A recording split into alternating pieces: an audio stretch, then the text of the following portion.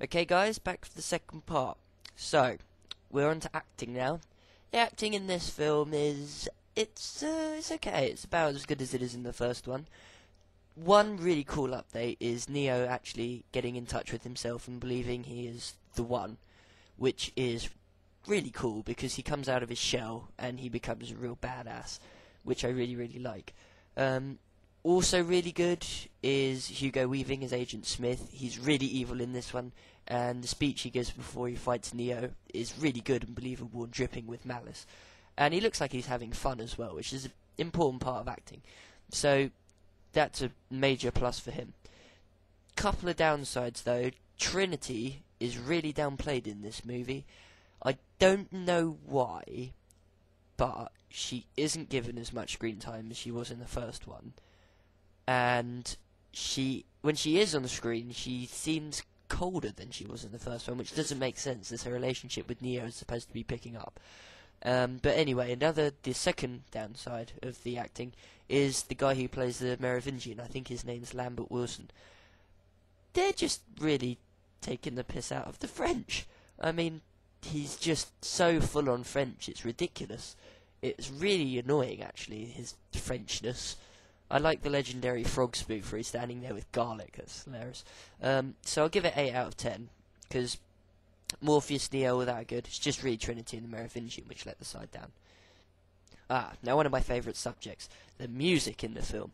The music in this film is tenfold better than the first film, because they got Juno Reactor in the game, and they have done wonders for this film.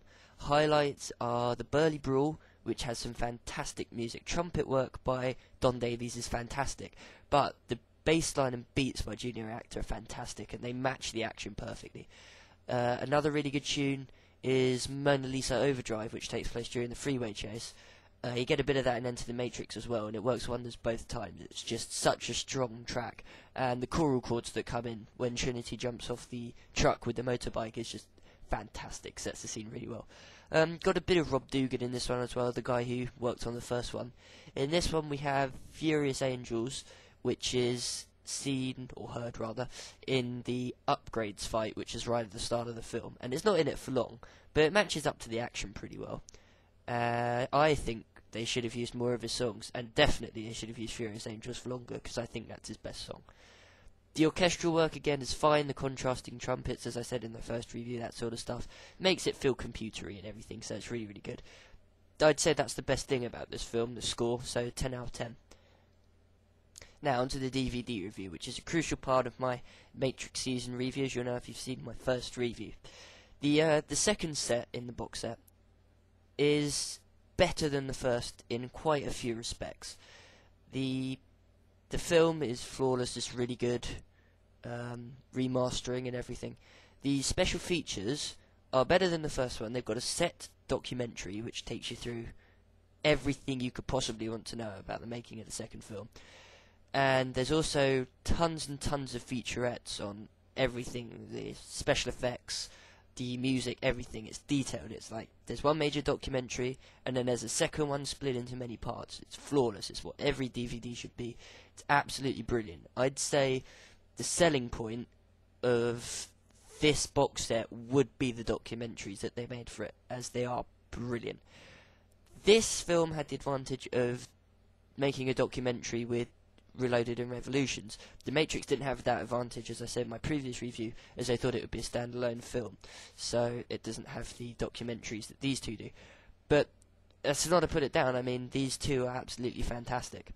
The menus, as I incorrectly said on my first review, so this is kind of an apology, I said that the music on the second disc menu in the set was I'm Not Driving Anymore, where it is in fact Furious Angels. For the discs in the second Reloaded set, it is I'm Not Driving Anymore. Don't ask me why. It's not in any of the films, even though it's an awesome song. It should really be Furious Angels. They should have switched them around, but anyway.